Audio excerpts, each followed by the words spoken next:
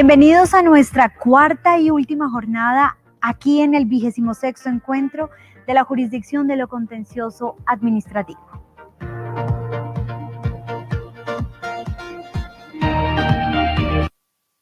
Hoy iniciamos con la conferencia sobre la prohibición de los fallos reglamentarios en el contencioso administrativo francés con el profesor Simon Gilbert, doctor en Derecho y magíster en Derecho Público Interno francés de la Universidad de Nantes, Francia. Doctor Gilbert, es un honor tenerlo con nosotros en el 26º encuentro de la jurisdicción de lo contencioso administrativo. Bienvenido y tiene usted la palabra.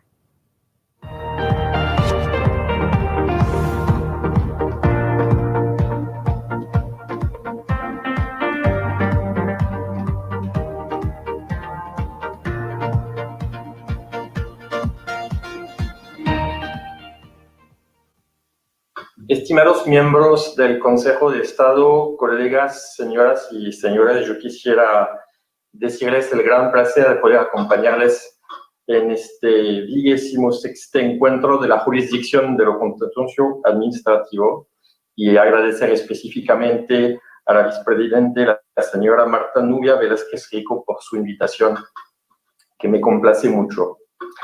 El tema de la conferencia trata de la prohibición de los fallos reglamentarios en el contencioso administrativo francés. Es un tema que es de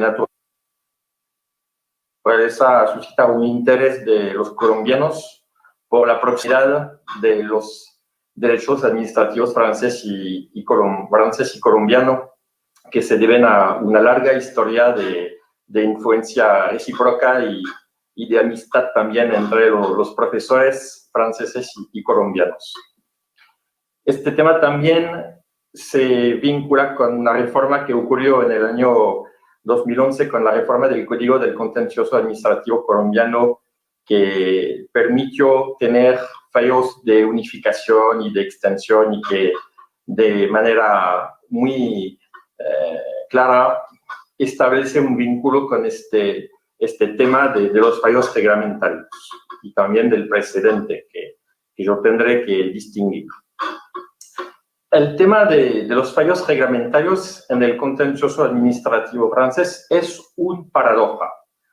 ¿Cómo existe una prohibición para los jueces de tomar tales fallos y además, al menos tratándose de la jurisdicción administrativa, no se encuentra ninguna condena de un juez por haber tomado tal fallo? Podríamos pensar que el tema no es pertinente porque simplemente no existen fallos reglamentarios y la prohibición está en Francia perfectamente respetada. Pero esta primera idea es demasiado simple. La ausencia de condena jurisdiccional de un juez por haber tomado tales fallos no asegura que no se encuentren fallos reglamentarios en la jurisprudencia administrativa. Ya existen debates para saber qué exactamente es un reglamento. Tendremos entonces que identificar lo que es un fallo reglamentario para descubrir que si estos correspondieron en el antiguo régimen, es decir, antes de 1789, fecha de la Revolución Francesa, a una categoría jurídica reconocida, aceptada por el orden jurídico, el concepto se vuelve una categoría jurídica esencialmente doctrinal después de la Revolución. En efecto, puesto que el derecho positivo prohíbe un procedimiento que pertenece a un orden jurídico abandonado, el del antiguo régimen. La doctrina no puede hacer nada más que describir este orden jurídico y conocer exactamente la significación del concepto del fallo reglamentario. Este corresponde esencialmente a un reflejo de la confusión de los poderes del Estado. Sin embargo, en una época en la cual la división de los poderes es casi obsesiva, una tal prohibición es útil porque permite establecer los límites del oficio del juez. Si el dogma del silogismo judicial es defendido por muchos constituyentes en 1789, es porque saben muy bien que el juez, a través de la interpretación de las leyes, puede producir reglas generales. La prohibición de los fallos reglamentarios ilustra entonces la ambigüedad de la función judicial en la cultura jurídica francesa. Si está prohibido para los jueces proferir tales fallos a partir de 1790, nos podemos preguntar si esta prohibición se aplica también al juez administrativo, creado únicamente en 1799. Tomando en cuenta el carácter esencialmente jurisprudencial del derecho administrativo, nos podemos también interrogar sobre la posibilidad para este de construir un modelo de derecho administrativo sin tomar fallos reglamentarios. Después de haber examinado estos problemas, podremos interesarnos a la práctica del juez administrativo. El análisis de su jurisprudencia revela que muchas sentencias contienen disposiciones generales, hasta a veces verdaderas guías destinadas a la administración, a los individuos destinatarios de normas, o a veces al mismo juez administrativo. A primera vista parece que estamos aquí en presencia de fallos reglamentarios, y lo son en realidad, si aceptamos la idea de que un fallo reglamentario no es únicamente aquel cuyo contenido extiende directamente y explícitamente sus efectos a personas o situaciones ajenas al juicio. En la actividad contenciosa del juez administrativo encontramos también otras intervenciones, entre comillas, que se acercan al fallo reglamentario sin pertenecer a su categoría jurídica. Se trata de los conceptos contenciosos del Consejo de Estado y de manera más marginal las órdenes de adoptar actos reglamentarios que le da el juez administrativo a la administración. Naturalmente, cada uno puede ser escéptico, tratándose de admitir que el juez administrativo adopta fallos reglamentarios sin que eso haya sido observado.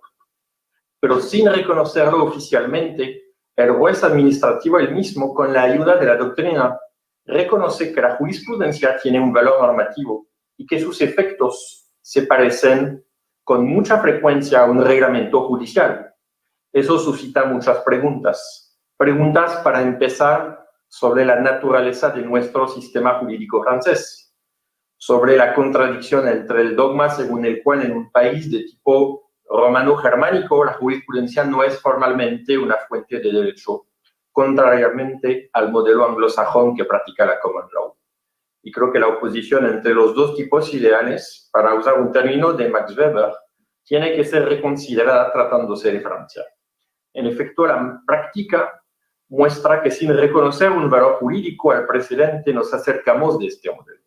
La tendencia de los jueces, y no solamente del juez administrativo, de proferir fallos reglamentarios, se liga al hecho que la cultura jurídica francesa está muy influenciada por el realismo jurídico en el sentido de la teoría de la interpretación. Los jueces están muy acostumbrados a considerar que los enunciados de los textos pueden ser interpretados de una manera muy constructiva, para emplear un eufemismo.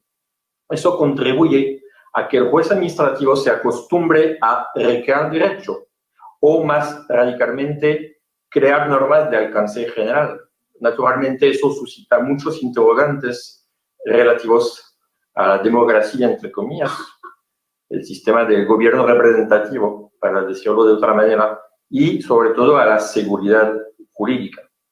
Analizaré en qué consiste y cuál es la función de la prohibición para el juez administrativo de proferir fallos reglamentarios y después intentaré mostrar que en la práctica existen fallos reglamentarios del juez administrativo y cuáles son sus consecuencias. La prohibición para el juez administrativo de tomar fallos reglamentarios. Para empezar, se trata de identificar el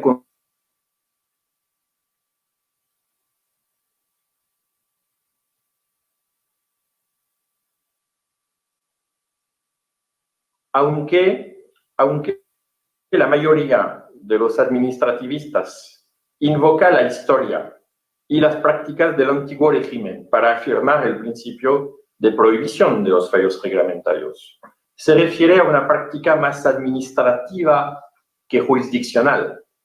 Como lo ha mostrado un historiador llamado Payen en Francia, estos fallos que existían desde el siglo XV ocurrían esencialmente en el dominio administrativo y accesoriamente en el dominio jurisdiccional.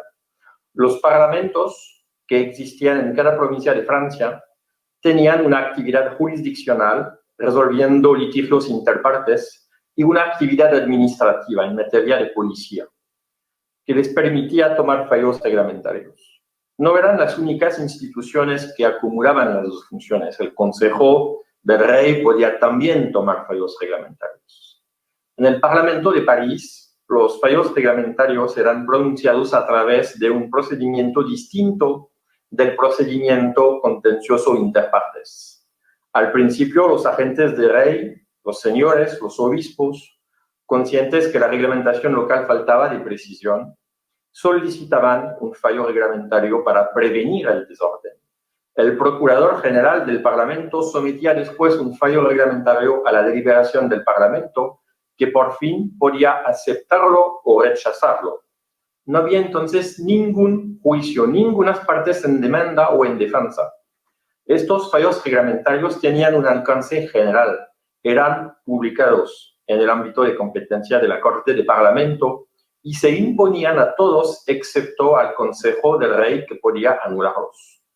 En paralelo, los parlamentos y el Consejo del Rey podían, actuando esta vez como jueces, tomar fallos reglamentarios.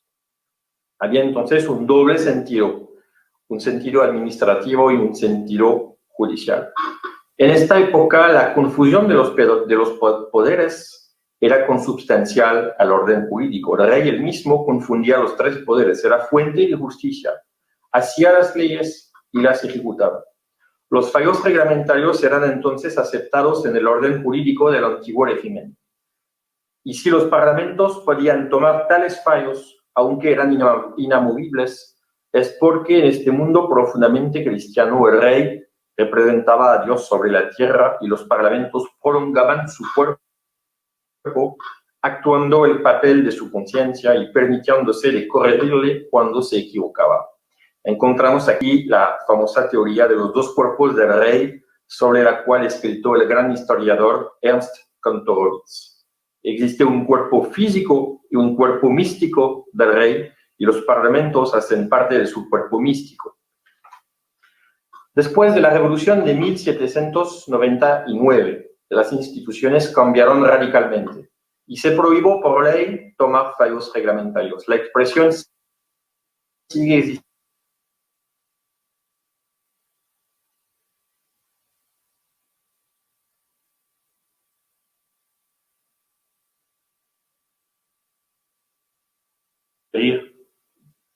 Fallos reglamentarios. Es esencialmente una categoría doctrinal, una categoría jurídica doctrinal. Si antes de la Revolución de 1789 el fallo reglamentario corresponde a una categoría jurídica o a varias categorías jurídicas, puesto que había varios procedimientos según las provincias, clara, identificada y aceptada por las instituciones hasta un cierto punto, eso se acaba después de esta fecha, después de la Revolución.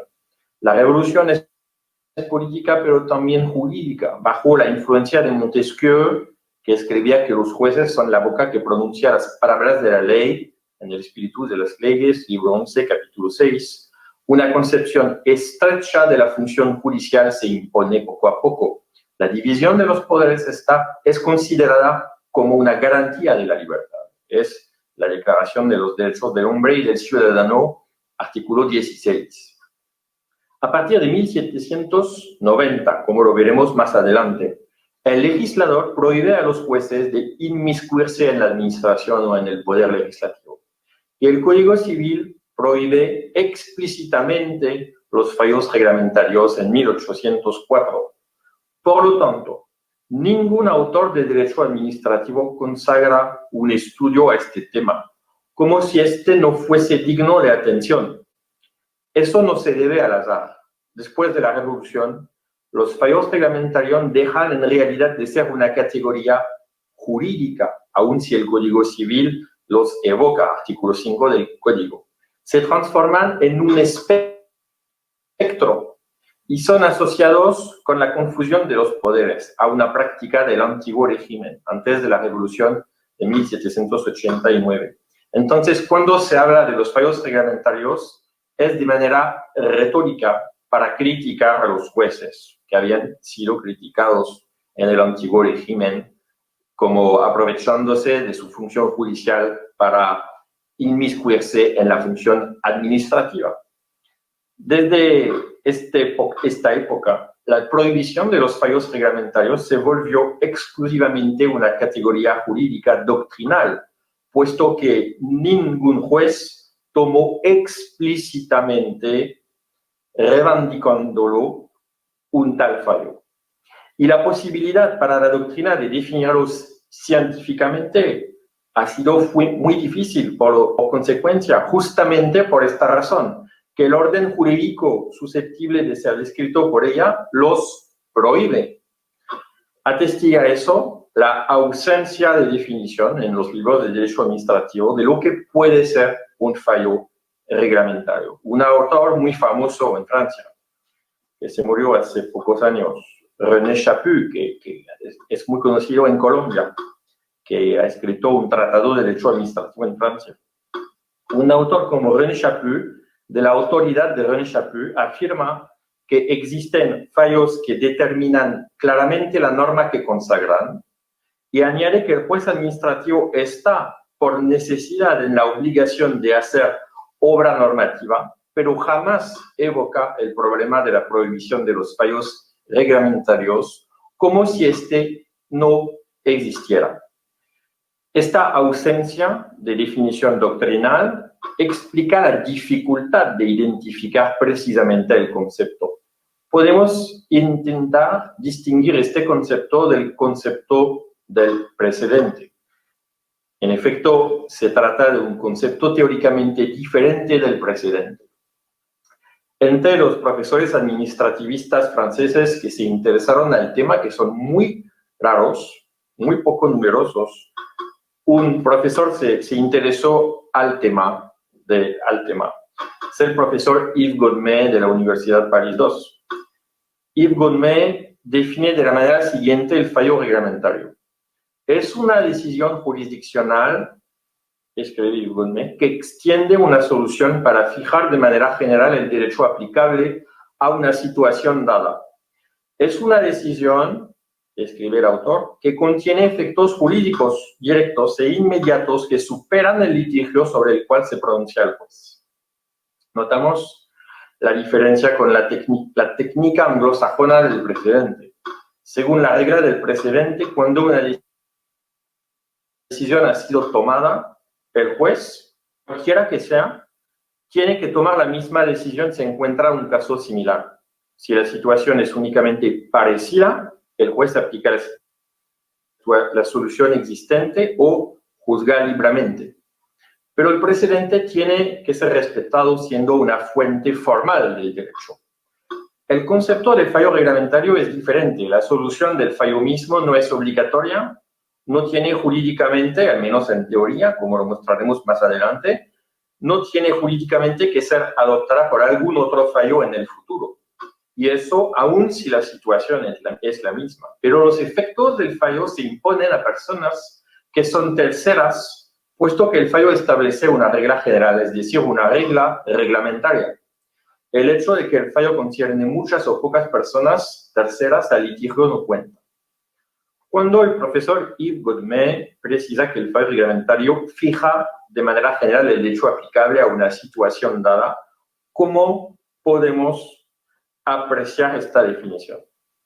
El hecho de fijar no implica que la regla general no pueda cambiar en el futuro. Un fallo reglamentario puede cambiar a otro fallo reglamentario.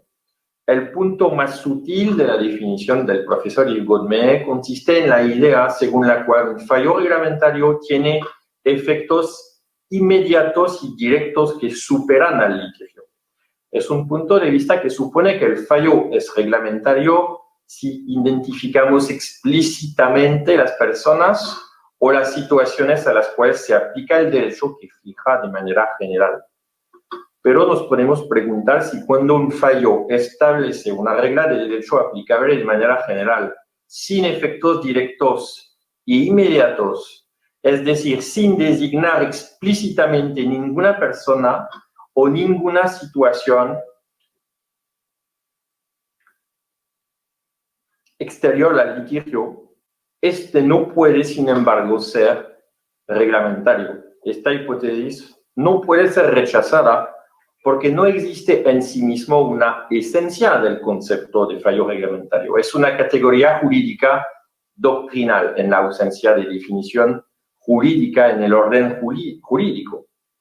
El orden jurídico prohíbe, a su artículo 5 del Código Civil, a los jueces juzgar por vía de disposiciones reglamentarias o generales sin más precisiones.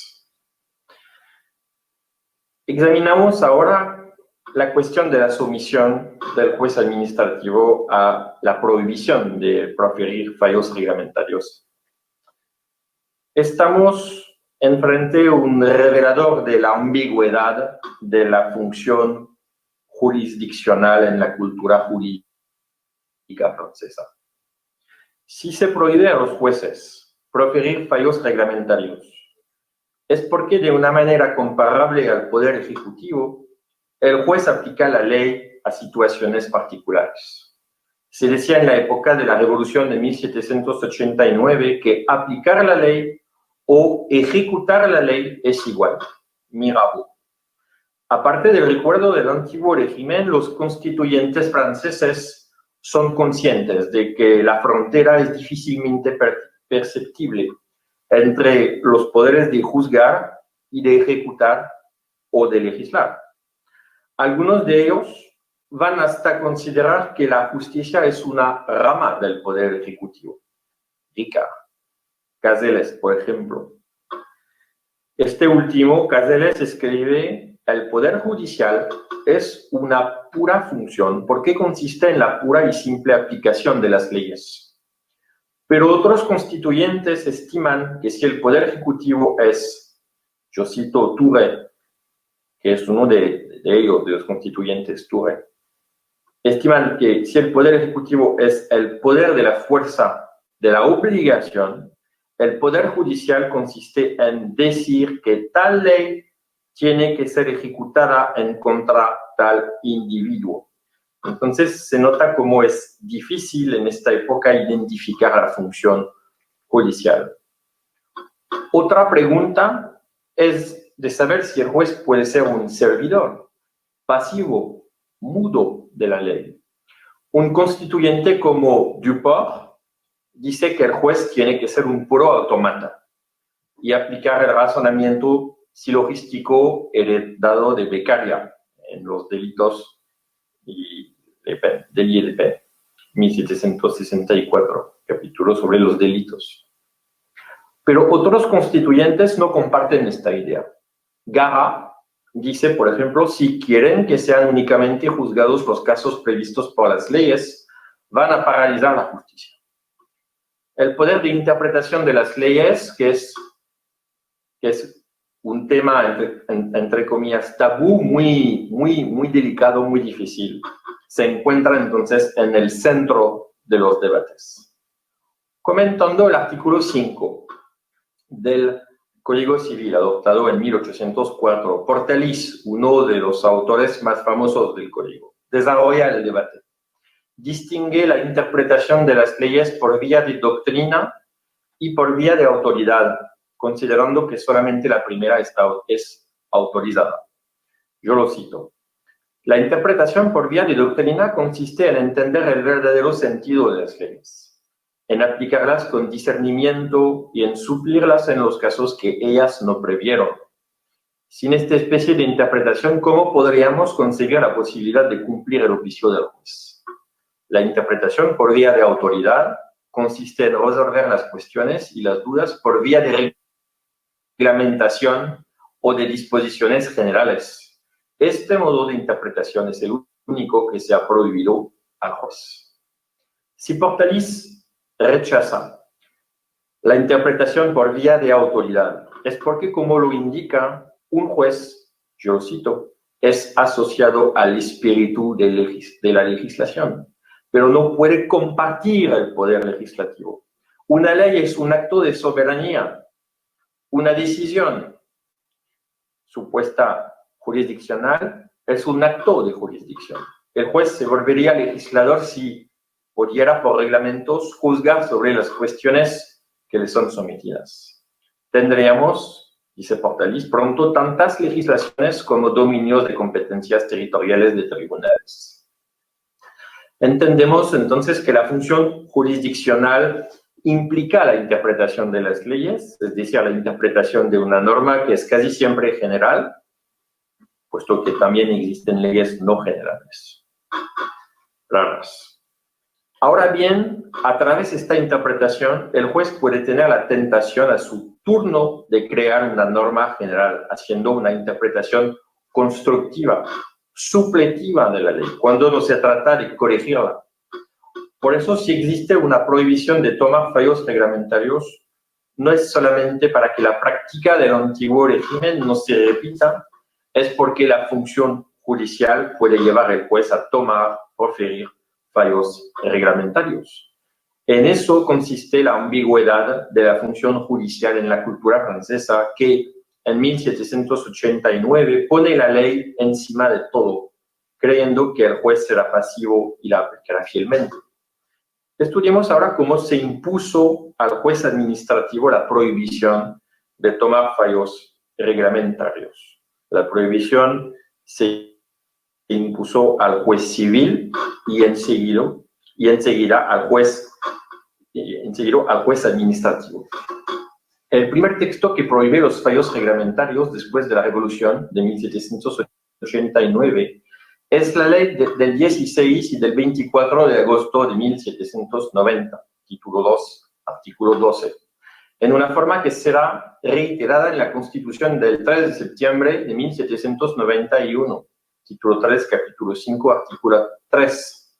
Yo cito: los tribunales no pueden inmiscuirse en el ejercicio del poder legislativo o suspender la ejecución de las leyes, ni participar a la función administrativa en el ámbito de su función. En este momento, el juez administrativo no existe todavía, puesto que la administración juzga ella misma el contencioso administrativo. Además, lo que está prohibido es la posibilidad para un juez de ejercer otra función distinta a la suya. No puede hacer leyes y administrar. No se trata hasta ahora de su oficio como juez. La prohibición de los fallos reglamentarios va a ser reiterada varias veces, especialmente en la Constitución de 1793. En la Constitución de 1799, que crea el Consejo de Estado francés, no se encuentra ninguna prohibición de los fallos reglamentarios. Pero el texto constitucional prevé, sin embargo, en su artículo 46, que los consulos, es decir, el poder ejecutivo, ejercen el poder reglamentario, lo que puede ser interpretado a contrario como una prohibición para los jueces de tomar reglamentos. En 1804, el Código Civil reitera tal prohibición. En su artículo 5, está prohibido para los jueces de pronunciar por vía de disposición general y reglamentaria sobre los asuntos que les son sometidos. En comparación con las disposiciones anteriores, este artículo innova. No establece, como los otros textos citados, una distinción entre la función de juzgar y la de administrar, prohibiendo al juez no ejercer, como el antiguo régimen, un poder de policía. Indica, tratándose explícitamente del oficio del juez, que como juez no puede tomar fallos reglamentarios. Es la primera vez que esta prohibición es formulada en tales términos. Esta prohibición de tomar fallos reglamentarios se aplica naturalmente al juez administrativo, puesto que el Código Civil no cita únicamente el juez civil, indica los jueces. Es cierto que en esta época, y eso durará hasta una ley de 1872, El juez administrativo somete proyectos de fallos al jefe del Estado, al emperador, después el rey o el presidente de la República bajo una república, que decide confirmar o infirmarlos. La jurisdicción es dicha retenida por el Poder Ejecutivo que así la controla. El juez administrativo no es entonces un verdadero juez, pero como el Código Civil no hace ninguna distinción entre los jueces, la prohibición se aplica entonces al juez administrativo. Es una parte del código que forma un derecho común al derecho público y privado y que concierne a la misma vez, como lo entienden, los jueces de los dos órdenes de jurisdicción. Este análisis va a ser confirmado a posteriori por un juez administrativo famoso en Francia que se llama René Marguerie, que era comisario del gobierno, una función del Consejo de Estado en esta época, que escribe René Marguerie a propósito del artículo 5 del Código Civil. Yo lo cito. No está prohibido a un juez dar a una misma cuestión una respuesta diferente. Si esta facultad no había sido otorgada al juez, no hubiéramos podido señalar ninguna variación en la jurisprudencia. Cada fallo se volvería una ley. El juez tendría este poder reglamentario que no le pertenece en virtud de este principio de derecho público, según el cual tiene que existir una separación absoluta entre el poder de hacer la ley y el de aplicarla. Y René Marguerie añade, lo cito, el juicio, aun si tiene fuerza de cosa juzgada, tiene que ser considerado como nulo para todo lo que excede el objeto de la demanda, porque el principio en virtud del cual el juez no puede juzgar por vía reglamentaria es superior al principio de la autoridad de la cosa juzgada. Entonces, si está jurídicamente prohibido al juez administrativo de tomar fallos reglamentarios, tenemos que saber si puede fácilmente respetar esta prohibición, teniendo en cuenta la materia en la cual se pronuncia. Aparece desde este punto de vista que esta prohibición es especialmente difícil para el juez administrativo. El derecho administrativo, en efecto, presenta una característica única en comparación con otros. Fue esencialmente creado fuera de la codificación. Cuando apareció el derecho administrativo, en los primeros años del siglo XIX, la expresión aparece en el siglo XVIII y la docencia en los primeros años del siglo XIX, se trata de una materia totalmente nueva. Y cuando analizamos los debates de la época, no se trata de una materia que los profesores o los miembros del cuerpo legislativo consideran como haciendo parte necesariamente del derecho público. Es una materia mezclada de reglas de derecho privado y público. Y ningún autor de esta época considera que un administrativista es necesariamente un publicista. Es realmente una mezcla de derecho público y privado, y lo que aparece en los debates de los primeros analistas del derecho administrativo que nace es que la característica esencial es la posibilidad en materia administrativa de derogar a las reglas de derecho público o privado. Y muchos autores de la época vinculan esta derogación con el principio de la razón de Estado, que corresponde a una doctrina de la decisión que nació en el fin de la Edad Media. Es muy interesante leer a propósito de eso un comentario de Locre, que era el secretario del Consejo de Estado y que en 1818 explica para justificar la creación de la justicia administrativa la cosa siguiente, yo lo cito.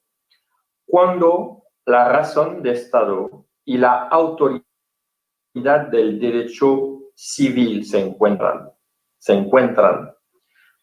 una paréntesis, lo que habla del derecho civil, no para evocar el derecho privado, pero utiliza la expresión derecho civil en el sentido romano, habla de lo que habla de una expresión que bajo el antiguo régimen designaba el derecho romano, que podía ser privado o público. El derecho civil era la expresión que se usaba para designar el derecho de los ciudadanos, el derecho positivo, que sea público o privado. En el antiguo régimen en Francia se habla de un derecho civil público o de un derecho civil privado. Y este uso, esta práctica, va a durar hasta los comienzos del siglo XIX. Entonces, cuando Locre habla de derecho civil, piensa derecho positivo, privado o público. Lo leo de nuevo.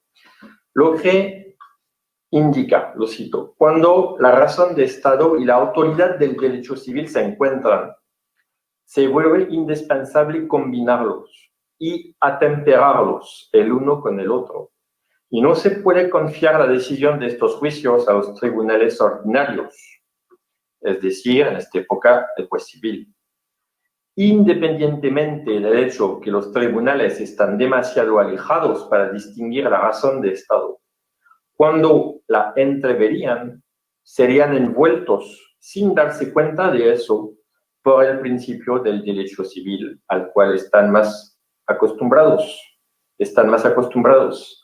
Se volvió pues necesario instituir una jurisdicción administrativa que, teniendo más latitud, pueda todo balancear, formar un derecho mixto de las reglas del derecho público y de las del derecho privado, y hacer prevalecer, si necesario, la equidad y el interés del Estado, que es el interés de todos, sobre las disposiciones inflexibles y más estrechas de la legislación positiva. Si este autor califica el derecho civil de manera peyorativa, refiriéndose a la legislación inflexible, es justamente porque el derecho administrativo debe ser exorbitante del derecho común, que sea el derecho privado o el derecho público. Debe poder derogar al derecho público también. Y la mejor manera de lograrlo, este derecho estando inicialmente destinado a satisfacer en esta época la razón de Estado, el interés general y la equidad, como lo escribe Locre, es de darle un carácter esencialmente jurisprudencial. Entonces, aparece como una necesidad dar al derecho administrativo una dimensión esencialmente jurisprudencial. La administración, bajo el impulso de Napoleón, va entonces confiar a su juez específico, el juez administrativo, la misión de crear él mismo el derecho administrativo, apoyándose sobre la legislación, claramente, y la reglamentación, pero sin embargo de crear el espíritu del derecho administrativo a través de una jurisprudencia que está modulada para tomar en cuenta los intereses que están en juego. Así, no debemos estar sorprendidos de observar que el juez administrativo creó muchas normas, muchos principios del derecho administrativo. Creó el recurso por exceso de poder, cuyo régimen jurídico es esencialmente jurisprudencial. También creó la responsabilidad sin culpa en 1895 en la jurisprudencia Camps, sin apoyarse sobre cualquier texto. También desarrolló el recurso de plena jurisdicción, sin texto, especialmente en la materia de los daños o de las faltas de servicio, que creó sin texto el procedimiento que tenía que ser seguido frente a los consejos de prefectura, los ancestros de los tribunales administrativos. Entonces, creó muchísimas reglas que constituyen el esqueleto de la materia de derecho administrativo. De manera más reciente, introdujo el concepto de conciencia legítima, sin texto. Introdujo la modulación de los efectos de la anulación de los actos administrativos en el tiempo, en el año 2004, jurisprudencia AC, su nombre. Haciendo eso, el juez administrativo ha de manera evidente demostrado un poder creador, que implica un poder de tomar fallos cuyos efectos pueden ser reglamentarios. En otros casos, los fallos del juez administrativo corrigen la ley. Por ejemplo, en el famoso fallo Dame-Lamotte del año 1947, el juez administrativo se encuentra frente a un texto legislativo que dispone, yo cito, que la medida tomada no puede ser objeto de ningún recurso administrativo o jurisdiccional. Sin embargo, considera el Consejo de Estado que esta disposición, lo cito, no ha excluido el recurso por exceso de poder, cuya interposición es posible, aún sin texto, contra todo acto administrativo, y que tiene por objeto de asegurar conformemente a los principios generales del derecho el respeto de la legalidad. Aquí, la interpretación del Consejo de Estado va hasta negar el sentido del texto legislativo. Muchos otros ejemplos podrían ser evocados en este sentido. El profesor Oriu, Mauricio Oriu, el gran administrativista del fin del siglo XIX y los principios del siglo XX, él mismo decía en el año 1921 que hay en el poder creador de la jurisprudencia una combinación de la costumbre y de la reglamentación, para concluir que las pruebas que atestan el poder creador de la jurisprudencia administrativa son numerosas, que se puede decir de nuestro derecho administrativo que fue hecho tanto por la jurisprudencia del Consejo de Estado que por las leyes. Si se vuelve entonces difícil para el juez administrativo de no tomar fallos reglamentarios, no debemos sorprendernos de encontrar tales fallos en su jurisprudencia. Evidentemente, esto suscita muchas preguntas. Analizamos ahora los fallos reglamentarios del juez administrativo y sus consecuencias. Es evidente que asistimos a la presencia de fallos de facto reglamentarios en la actividad contenciosa del juez administrativo, a través de la presencia de nuevas reglas de alcance general en muchos fallos. Si nos interesamos ahora al estilo, a la gramática de los fallos del juez administrativo y especialmente del Consejo de Estado, vemos que este adopta fórmulas generales con el objetivo de establecer principios generales. Por ejemplo, indica en 1873, a propósito de los actos de gobierno, que, yo cito, para presentar el carácter excepcional que lo pone fuera y encima de todo control jurisdiccional, no es suficiente que un acto que proviene del gobierno o uno de sus representantes haya sido deliberado en el Consejo de los Ministros o que haya sido dictado por un interés político. Es el fallo Príncipe Napoleón de 1873, que es famoso. El Consejo de Estado establece aquí un principio general y habla de un acto y no solamente del acto impugnado. Para determinar las reglas de retiro o de abrogación de los actos administrativos, el Consejo de Estado indica en un fallo de asamblea que, yo cito, excepto si disposiciones legislativas o reglamentarias prevén lo contrario, y aparte del caso donde está dado satisfacción a una demanda del beneficiario, la administración puede retirar una decisión individual explícita creadora de derechos si es ilegal en el plazo de 4 meses después de la toma de decisión. Es una decisión que desde años ha sido codificada. Pero observamos que esta decisión, que tiene un valor de ejemplo, forma una verdadera guía, precisa de manera muy clara en qué consiste la guía, la guía. Resulta explícitamente de su lectura que si en el futuro una administración quiere retirar el acto después de 5 meses, mientras que la regla prevé que el plazo es de 4, su decisión será casi seguramente ilegal, a menos que el juez cambie después de posición doctrinal. Es una costumbre que tuvo el juez administrativo, específicamente el Consejo de Estado, de poner una guía en muchos fallos. Pone una guía y haciendo eso suscita un gran interés de la doctrina y de los justiciables. La manera que tiene de formar guía no escapa a la crítica, porque el Consejo francés, el Consejo de Estado francés, tiene la costumbre de seleccionar muchísimos criterios cuando expone una regla reglamentaria en un fallo. Pone, por ejemplo, 5, 6 o 7 criterios de seguida. Entonces, muchos colegas escriben en comentarios que estamos frente a un Consejo de Estado pedagogo y que tenemos que felicitarnos de esta voluntad de explicar bien las reglas. Pero el gran problema consiste en la articulación de las reglas.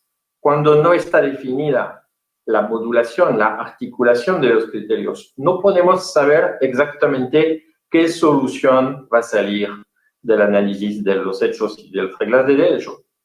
Y más criterios pone el juez, más libertad tiene el juez para decidir de la solución. Entonces, el gran problema no consiste en la precisión de los criterios, sino en la explicación de la manera como se combinan los criterios. Yo cierro mi paréntesis.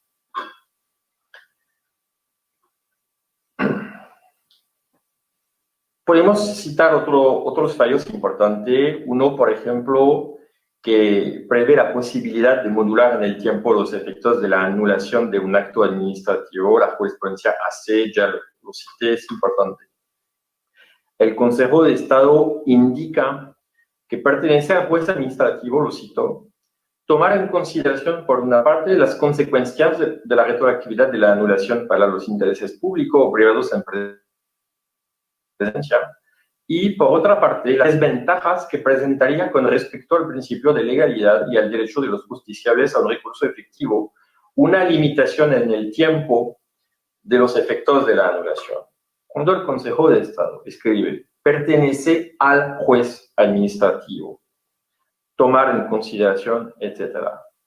Escribe para el presente y también para el futuro, y para todos los jueces. El estilo revela de manera muy clara un fallo reglamentario. De la misma manera, cuando introduce el principio de seguridad jurídica en el fallo KPMG, el Consejo de Estado escribe en 2006 que pertenece a la autoridad investida del Poder Reglamentario edictar, por motivos de seguridad jurídica, las medidas transitorias que implica, si es oportuno, una nueva reglamentación. Podemos hacer el mismo comentario. En el derecho civil se observa el mismo fenómeno, pero quizás con menos desarrollo. Los fallos de la Corte de Casación que son importantes son llamados por la doctrina fallos de principio. El fallo de principio, indica el profesor Rémy Chamer, es a la vez un principio y una orden. Constituye una orden al juez de aplicar la ley de una cierta manera. Existen también ciertas intervenciones contenciosas del juez administrativo que se acercan al fallo reglamentario. Evoqué varios fallos cuyo contenido es de facto reglamentario. Pero existen otras hipótesis contenciosas donde la intervención del juez administrativo y particularmente del Consejo de Estado presentan un carácter reglamentario sin ser fallos reglamentarios. Primero, el Consejo de Estado francés da lo que se llama conceptos contenciosos. Es un procedimiento instaurado en 1987 en la ley del 31 de diciembre de este año, que consiste para el Consejo de Estado en dar conceptos sobre una cuestión seria y repetitiva para que un tribunal administrativo o una corte de apelación administrativa sepan cuál es la regla de derecho que se impone con el fin de poder proferir una sentencia. Notemos que el procedimiento existe también en el orden judicial desde 91. Son los tribunales y las cortes administrativas de apelación que toman la iniciativa de solicitar al Consejo de Estado para que dé un concepto. Y si piden un concepto, no pueden pedir al Consejo de Estado que resuelva el mismo el litigio. La cuestión de derecho que suscita el aviso tiene que ser nueva, debe presentar una dificultad seria y poder presentarse en muchos litigios. El concepto debe permitir de anticipar la formación de una jurisprudencia. En este procedimiento, la petición de concepto puede concerner una cuestión general y abstracta. Nos damos cuenta que a través de estos conceptos contenciosos, el Consejo de Estado produce en realidad una verdadera doctrina jurisprudencial. Naturalmente, el alcance jurídico de este aviso es teóricamente muy relativo. Es un concepto, no es una sentencia, pero el concepto tiene principios generales que las jurisdicciones inferiores van a respetar. Es como si el Consejo de Estado hiciera una norma general y abstracta, reglamentaria por sus efectos.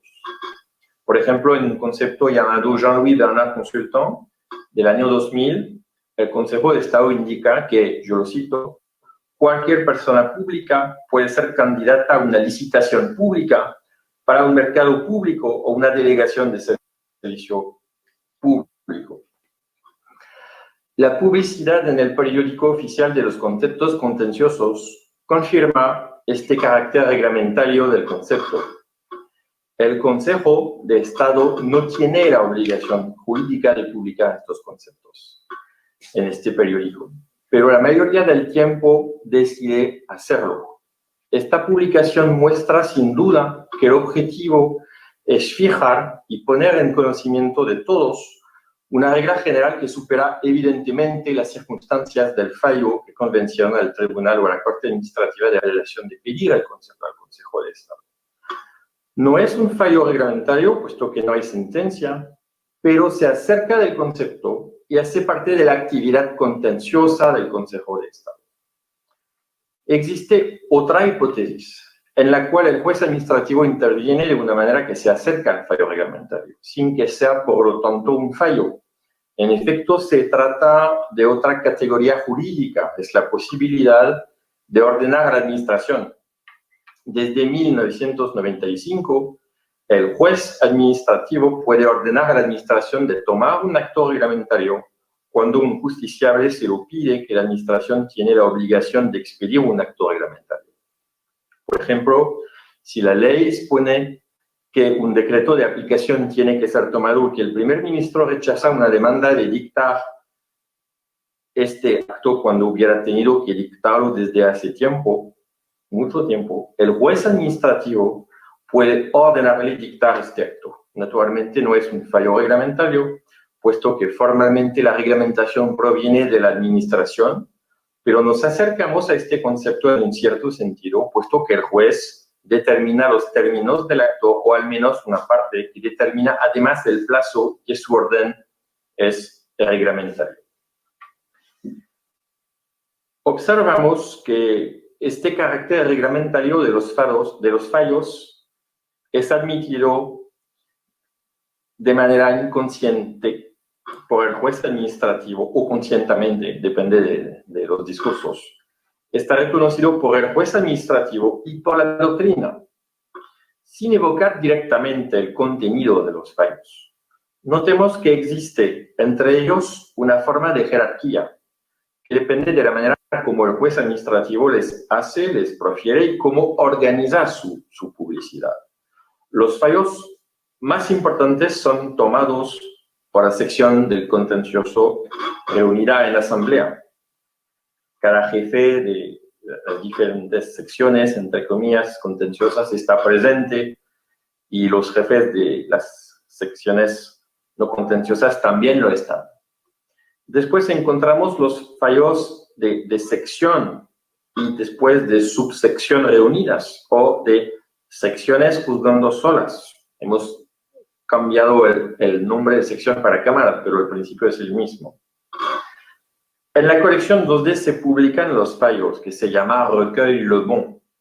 Figuran todos los fallos tomados en asamblea, todos los fallos tomados en sección, una gran parte de los que están tomados en subsecciones reunidas. Decimos ahora cámaras reunidas. Pero el contenido de los fallos de subsecciones reunidas no figura siempre dentro de la colección editada. El fallo es únicamente mencionado en el sumario de la colección. Los fallos de subsección, juzgando sola, no aparecen en la colección.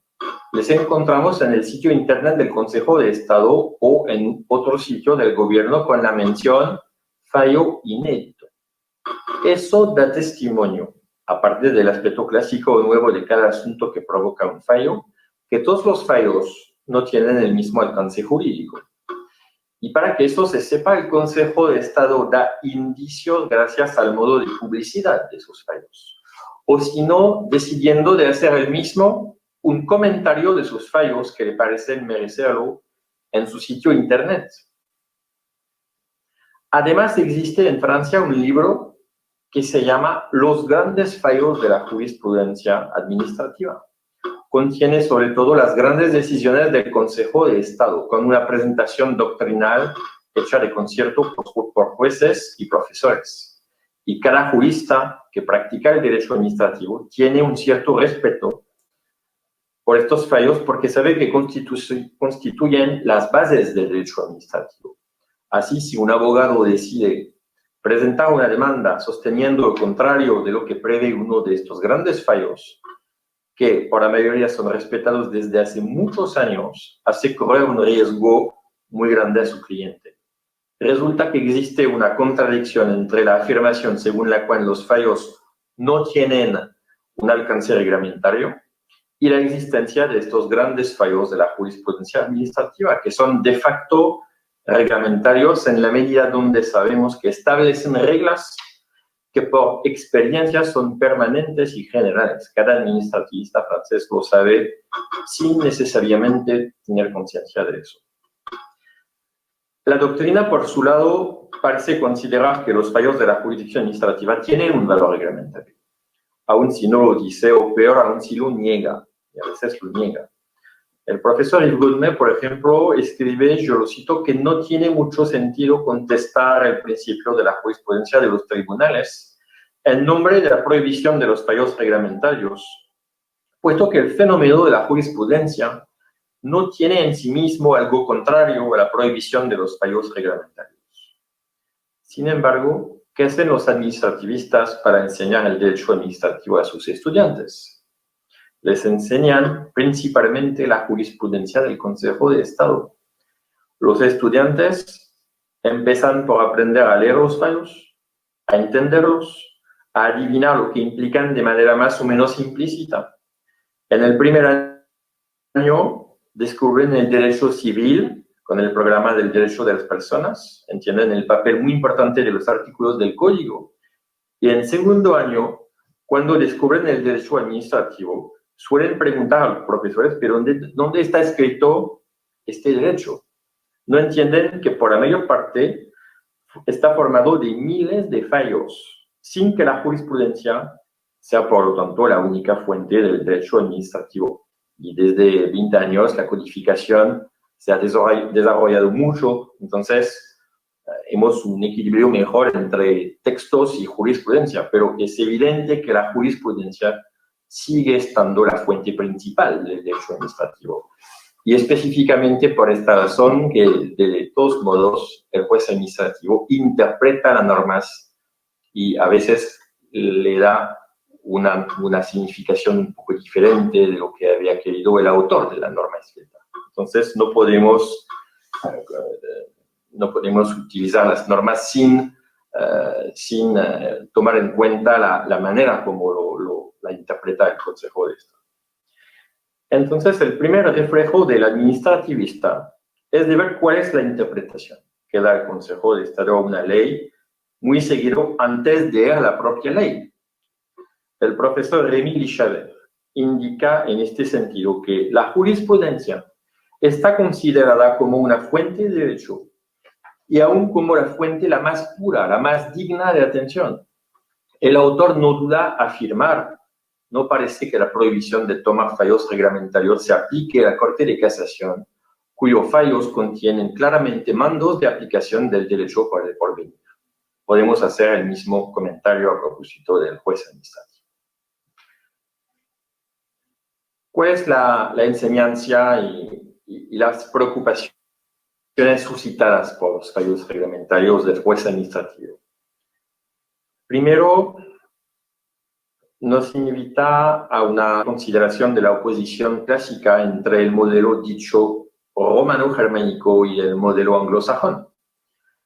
En el modelo dicho romano-germánico, se supone que la ley prevé todo y que el juez practica el silogismo. Se piensa que los códigos contienen todas las reglas y soluciones de los fallos. Pero eso no corresponde a la realidad actual, porque contrariamente al sistema anglosajón, donde las leyes son amplias y establecen listas apoyándose en la práctica, las leyes francesas son muy cortas.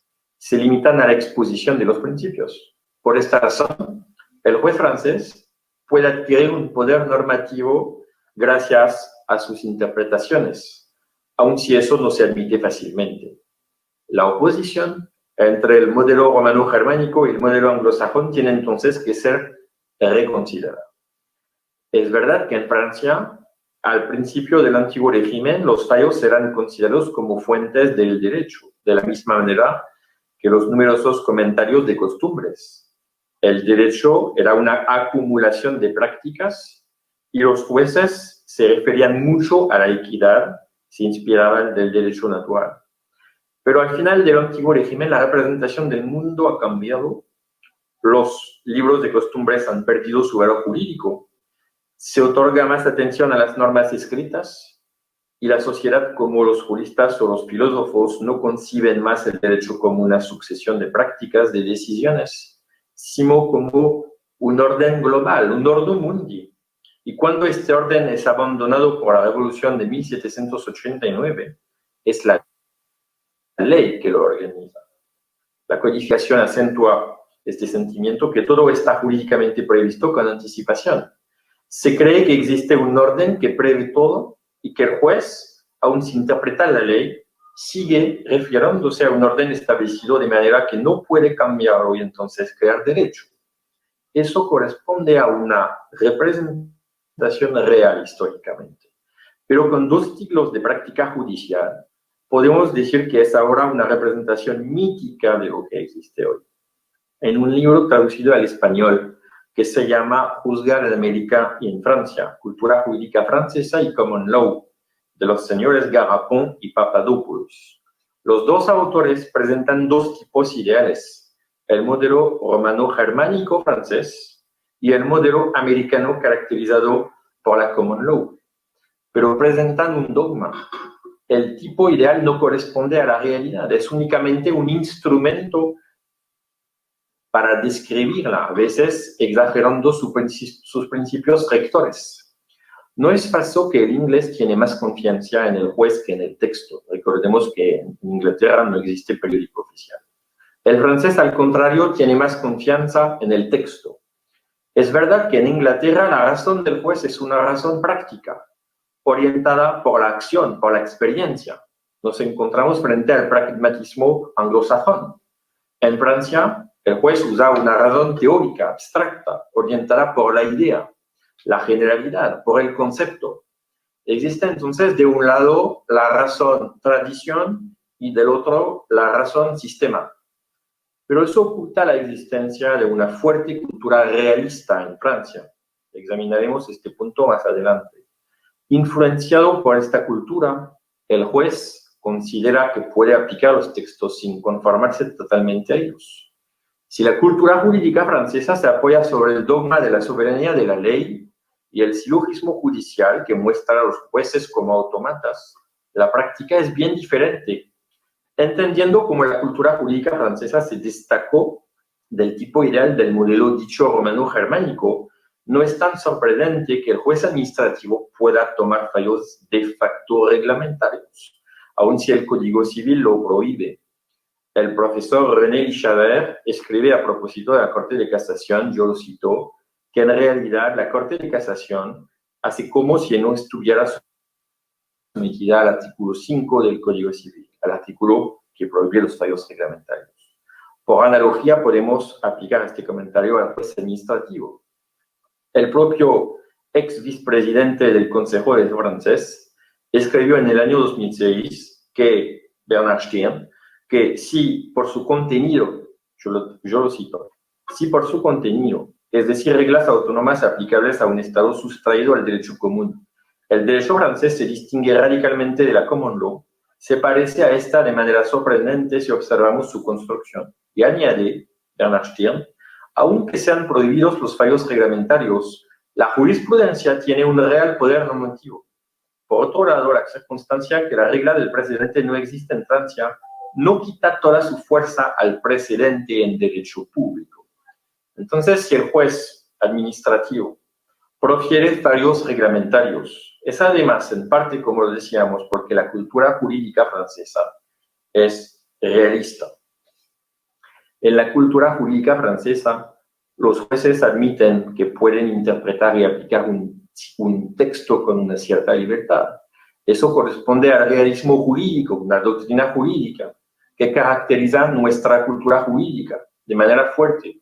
El juez administrativo, como el juez civil, interpreta los textos según su representación del vínculo entre el poder y el hombre, como lo decía Jean Rivero, y determina la dosis de exorbitancia necesaria para resolver los litigios. Édouard Laferrière, ex vicepresidente del Consejo de Estado francés, el autor el más considerado dentro del Consejo de Estado francés, todavía hoy, escribía al fin del siglo XIX que las bases de las soluciones de la jurisprudencia están cuando los textos hacen falta en los principios tradicionales, escritos o no escritos, que son de una cierta manera inherentes a nuestro derecho público y administrativo. Esta supuesta esencia corresponde a la representación que tiene el juez administrativo del vínculo entre el poder y el hombre, nada más. Esta libertad con los enunciados de los textos se observa muy regularmente en la jurisprudencia del juez administrativo, que seguido parece pensar que el autor de una norma no es el autor del texto, cuando claramente la norma proviene de un texto, pero su íntimo intérprete, es decir, él. Cuando en el fallo Dame-Lamotte de 1946, la ley dispone que no hay recurso administrativo o jurisdiccional posible en ciertas situaciones, el Consejo de Estado francés afirma que existe siempre, aún sin texto, un recurso por exceso de poder, un recurso jurisdiccional contra un acto administrativo. Su interpretación de la ley conduce en este caso a corregir la ley, a corregirla. El juez administrativo parece entonces pensar que la significación de la norma no depende de su autor, pero de la manera como el juez interpreta y aplica el enunciado. Por ejemplo, aunque un decreto prevé que una investigación pública destinada a determinar la utilidad pública de una expropiación se hace respetando un cierto plazo, el Consejo de Estado afirma que pertenece, lo cito, pertenece al juez del exceso de poder de apreciar si el desconocimiento de sus disposiciones, tomando en cuenta sus consecuencias, puede justificar la anulación del procedimiento. Conseil d'État, Commune de Comont-Albi 2008. Eso muestra que en la cultura jurídica francesa, realista, en el sentido de la teoría realista de la interpretación, el derecho escrito disposicional puede desaparecer o ser considerado como de segunda importancia cuando está aplicado por una jurisdicción. Bernard Stirn, ex vicepresidente del Consejo de Estado, escribió que los jueces franceses no están ligados por los precedentes y guardan una libertad entera para juzgar según su alma y conciencia. No deduzcamos de eso que el juez administrativo no juzga en derecho, pero la fórmula da algunos indicios de la influencia del realismo sobre sus métodos. Después de haber mostrado que el juez administrativo puede en práctica tomar fallos reglamentarios, ¿qué podemos pensar de eso? El problema puede ser examinado desde muchos puntos de vista. Me limitaré a dos cuestiones, el problema de la democracia y el de la seguridad jurídica, para acabar la conferencia. El cuestionamiento de la democracia. La primera observación concierne el problema de la representación nacional. Nos enfrentamos a una paradoja. La justicia está dada en nombre del pueblo soberano. La ley expresa la voluntad general. Y sin embargo, los jueces, y no solamente los jueces administrativos, toman una cierta libertad con los textos, hasta tomar a veces fallos de facto reglamentarios. Se podría evocar el espectro del gobierno de los jueces, pero no es oportuno. Los jueces no quieren gobernar y no tenemos que olvidar que casi siempre concretizan los textos de manera conforme, les aplican bien. Evocar el gobierno de los jueces constituye entonces un juicio exagerado, pero aparte de este matiz, queda entero el problema de la legitimidad del juez administrativo para tomar fallos reglamentarios.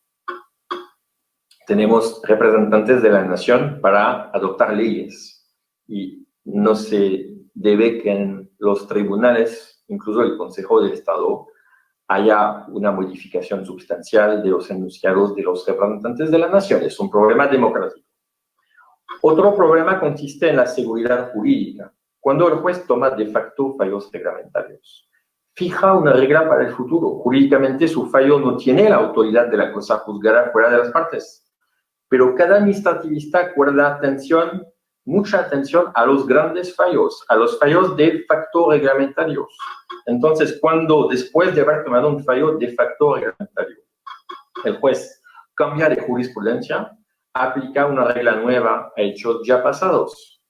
Y eso representa un problema para la seguridad jurídica. El juez administrativo reconoce explícitamente en su sitio internet, a propósito de muchos fallos, que la jurisprudencia tiene tales efectos reglamentarios. Se escribe, por ejemplo, a propósito de un fallo en el año 2007, Société Tropique Travaux Signalisation del año 2007.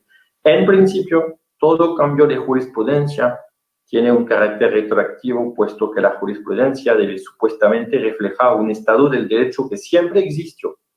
Las nuevas reglas se aplican entonces normalmente a todos los litigios, aun a estos que aparecieron antes de que estas nuevas reglas fueran reconocidas por el juez.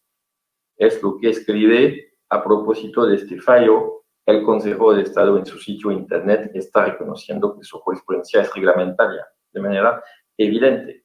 Para no atentar a la seguridad jurídica, el Consejo de Estado decidió, en este caso, que era posible modular en el tiempo la aplicación de un cambio de jurisprudencia para proteger el derecho fundamental a un recurso. Indicó que la creación de un nuevo recurso no debe hacerse en perjuicio de la seguridad jurídica y que un cambio de jurisprudencia no debe atentar de manera retroactiva al derecho fundamental al recurso. Para concluir, yo quisiera evocar la pareja de derechos fundamentales, seguridad jurídica. Cuando se adoptó la Declaración de los Derechos del Hombre y del Ciudadano en el año 1789, los autores del texto escribían en el artículo 4, la libertad es poder hacer cualquier cosa que no perjudique a los demás. Y después añade el mismo artículo en el fin, estos límites solo pueden ser determinados por ley. Es una gran idea. Es una gran idea que se debe al pensamiento filosófico, jurídico del siglo XVII, sobre todo XVIII.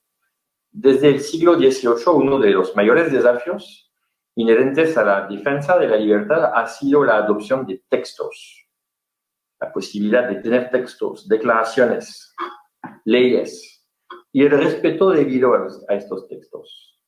Cuando, con el pretexto de una mejor defensa de los derechos, el juez, cual que sea, puede ser el juez administrativo, civil, comercial, europeo, cuando el juez fija reglas de alcance reglamentario y cambia sobre todo su jurisprudencia de manera rápida, crea incertidumbre e inseguridad jurídica. En este contexto, el argumento de fortalecer el control de la administración o del Estado puede subestimar la idea según la cual en el diálogo entre protección de los derechos y seguridad jurídica, una política jurisprudencial presentada o pensada como favorable a los derechos fundamentales no necesariamente los fortalece. Existe realmente en este vínculo una de las grandes cuestiones que deben analizar los juristas. Les agradezco de su atención. Gracias. Doctor Gilbert, muchísimas gracias por su intervención.